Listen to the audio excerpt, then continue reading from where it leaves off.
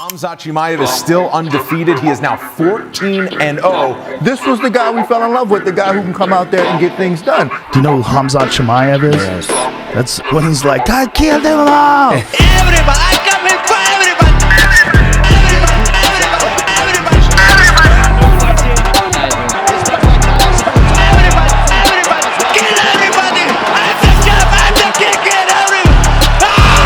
Presumption before the fight was that you and Sean would rematch. Obviously, that was a fun fight, a very competitive fight, and I know one that he has said, hey, give me this rematch, I deserve it. Did Khamzat do enough in your mind? You're the champion. Did he do enough to jump Sean, and does he deserve the next title shot against you? Yeah, listen, I completely welcome the Strickland rematch. I would have, loved that to, get that finish, because for Sean, he needs a win back. I need a finish. And for him, he doesn't mind to fight boring fights like most of his fights. That's why he has, 7 or 8 split decision wins.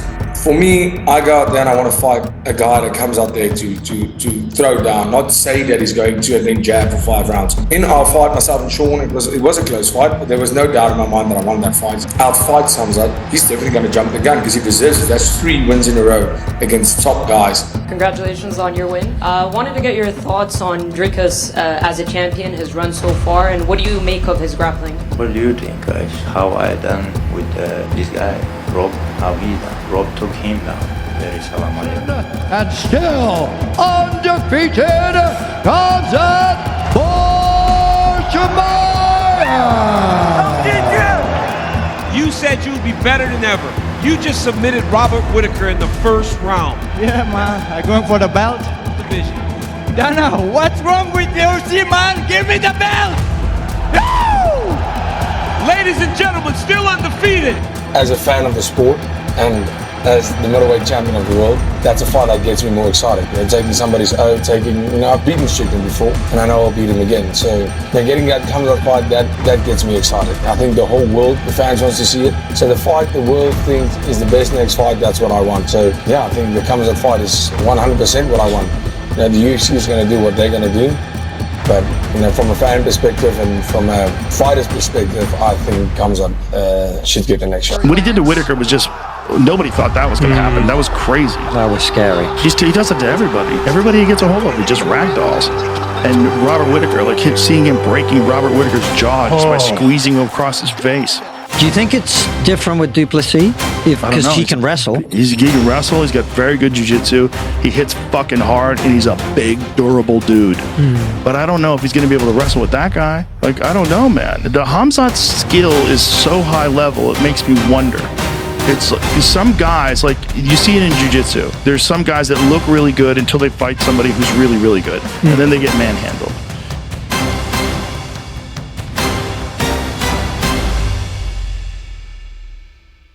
We need to talk about the ultimate showdown in the middleweight division. Khamzat Chimaev versus Dricus Du Plessis. The fight that, honestly, every UFC fan is waiting for. If you're not excited about this, you might want to check if you're still breathing.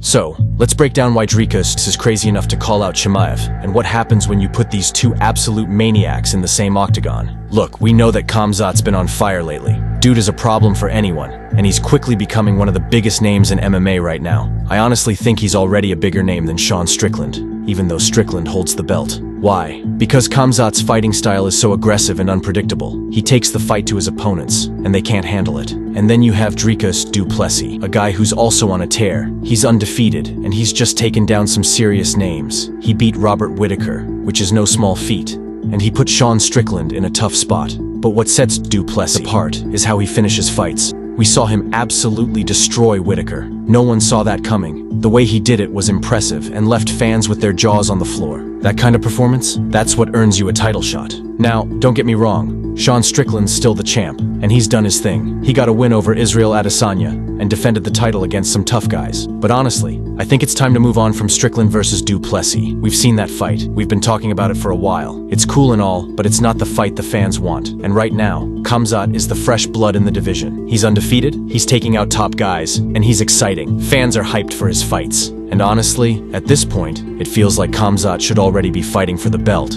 After his performance against Whittaker, he's earned it. It's clear that Khamzat is the next big thing, and a fight with Du Plessis would be fireworks. Let's be real, if Khamzat takes on Du Plessis, it's going to be a battle of the best, and it's anyone's game. That's the kind of fight that gets people to buy tickets, tune in, and talk about it for months. Now you might be sitting there like, wait, why would Dricus want Khamzat? Isn't Strickland a safer bet? Well, nope. Dricus could take the easier fight and defend his belt against Sean Strickland. Let's be real, made a whole lot of people fall asleep during his fight with Paulo Costa. But Dricus, being the absolute savage that he is, wants to take the hardest fight possible. He's looking at Khamzat like, you know what? I want to be the guy who breaks the hype train. Let's do this. And honestly, you have to respect it. Most champions would be like, hey, I'll fight Strickland, rack up the money, and then like a couple of years down the road, maybe fight Khamzat. But nope, not Dricus. He's calling out the scariest man on the planet in Khamzat Chimaev, who just ran through Robert Whittaker like it was a sparring session. If Dricus gets past Khamzat, he's looking at a shot at the light heavyweight title.